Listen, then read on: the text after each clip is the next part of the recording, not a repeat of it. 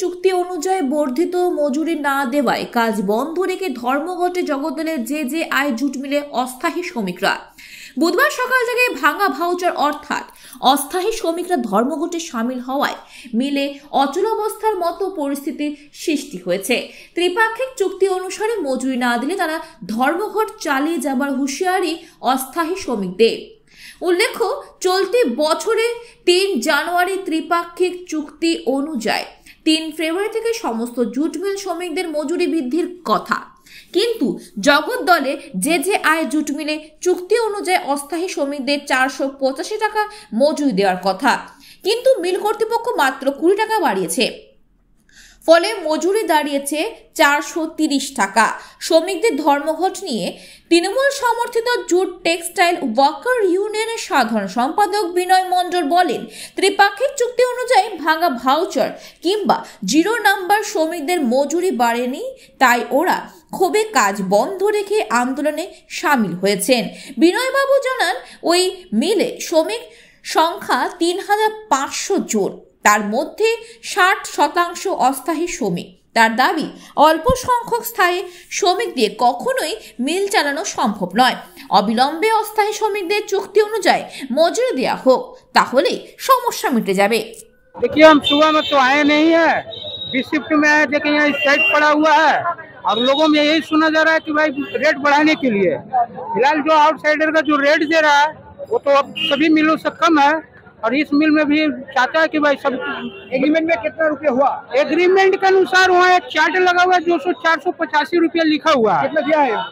वो इस तरह से 485 तो नंबर वाला ही बोल पाएगा जिसका नंबर है, और हम लोगों को आउटसाइडर है, आउटसाइडर वाला का तो बाहर से पैसा मिलता है। 420 रुपया दिया है।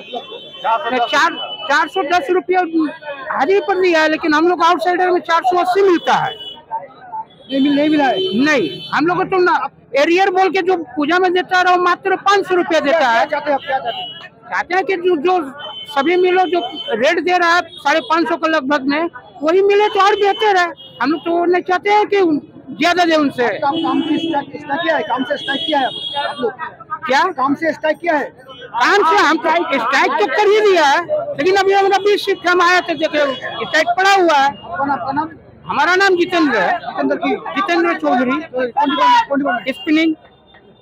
কত দিচ্ছে? কি নিয়ে স্ট্রাইক?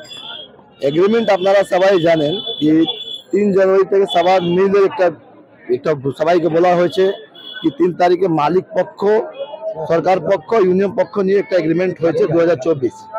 এগ্রিমেন্টে আছে ন্যূনতম বেতন আগে ছিল 370, তার থেকে বেশি আমার মিল দিচ্ছিল 410 টাকা করে। এই নতুন এগ্রিমেন্টে এন্ট্রান্স রেট হচ্ছিল আমাদের 485 টাকা, ঠিক আছে। তারপরে হচ্ছে অনেক কিছু দেওয়া কথা আছে, 130 টাকা plus 20 rupees per day attendance allowance বলে, ঘর ভাড়া 5% থেকে 7.5% প্লাস পার্মানেন্ট স্পেশাল করার জন্য অনেক কিছু ছিল। 3 ফেব্রুয়ারি থেকে আমরা প্রত্যেক দিন আমরা ম্যানেজমেন্টকে বলছিলাম কি আপনারা একে অবিলম্বে একে লাগু করুন। একে দেখতে দেখতে 13 তারিখে আমাদের মালিক পক্ষ থেকে, এটা ম্যানেজমেন্ট পক্ষ থেকে একটা নোটিশ লাগানো হয়েছে কি যেটা এগ্রিমেন্ট হয়েছে সমস্ত এগ্রিমেন্টকে আমরা মানছি, और সবাই এগ্রিমেন্টের আন্ডার যেটা আছে সবাই আমরা লাগু করব।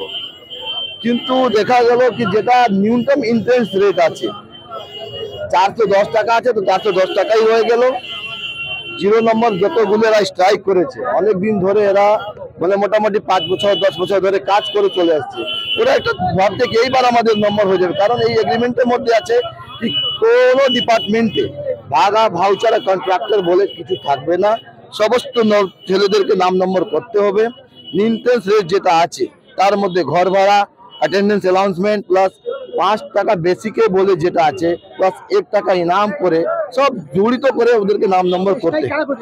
স্ট্রাইক সবাই ভাউচাররা করেছে, নিজের ভাউচার মোটামুটি আমাদের 60%, টোটাল 3500 মধ্যে আপনি বুঝে যান 60% শুধু ভাউচার এলো।